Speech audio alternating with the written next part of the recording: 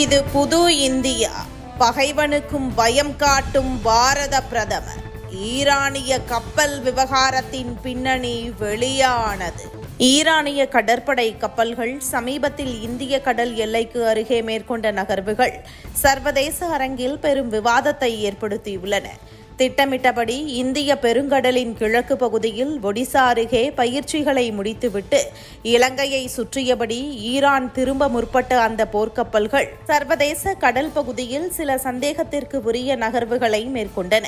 ஐக்கிய நாடுகள் சபையின் கடல் சட்டப்படி ஒரு நாட்டின் கடற்கரையிலிருந்து 12 கடல் மைல்கள் கடந்தால் அது சர்வதேச கடல் பகுதி.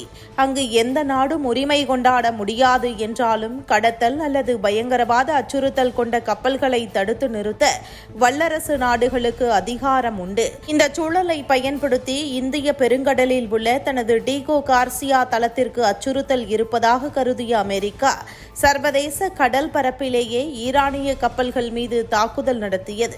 இந்த நிகழ்வில் இந்தியாவை குறை கூறுவதும் பிரதமர் மோடியை நோக்கி எதிர்க்கட்சிகள் கேள்வி எழுப்புவதும் வேடிக்கையானது.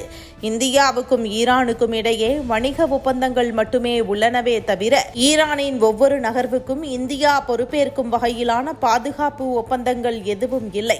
சொல்லப்போனால் ஈரானே அமெரிக்க கப்பல்களை மூழ்கடிப்போம் என்று பகிரங்கமாக மிரட்டிய நிலையில் அமெரிக்கா அதற்கு பதிலடி கொடுத்துள்ளது. இதில் இந்தியாவின் இறையாண்மைக்கோ அல்லது எல்லைக்கோ எந்த பாதிப்பும் இல்லை. ஆனால் ராகுல் காந்தி போன்றவர்கள் இந்த விவகாரத்தில் மோடி அரசை சாடுவது அவர்களின் அரசியல் அறியாமையையே காட்டுகிறது. முன்னாள் பிரதமர் ராஜீவ் காந்தியை அந்நிய கும்பல் கொன்றபோது மௌனம் காத்தவர்கள் இன்று தேச நலனை முன்னிறுத்தி செயல்படும் அரசை விமர்சிப்பது முரண்பாடானது.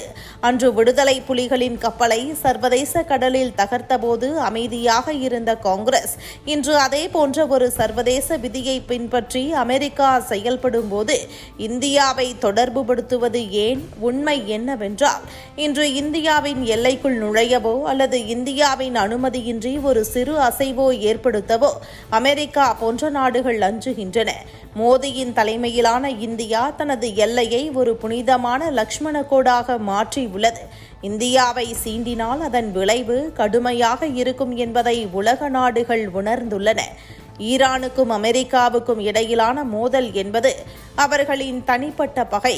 அதில் இந்தியாவை இழுப்பதோ அல்லது தேசத்தின் செல்வாக்கை குறைக்கும் வகையில் பேசுவதோ அறிவற்ற செயல். மோடியின் ராஜதந்திரம் இந்தியாவை ஒரு விஸ்வகுருவாக மாற்றியுள்ளது. அமெரிக்காவே ஆனாலும் இந்தியாவின் எல்லையை மதித்தே தீர வேண்டும் என்ற நிலையை இன்று மோடி அரசு உருவாக்கியுள்ளது. சொந்த நாட்டின் பாதுகாப்பில் சமரசம் செய்து கொள்ளாத இந்த இரும்புக்கரம் கொண்ட தலைமையால் மட்டுமே இந்தியா இன்று உலக அரங்கில் தலை நிமிர்ந்து நிற்கிறது.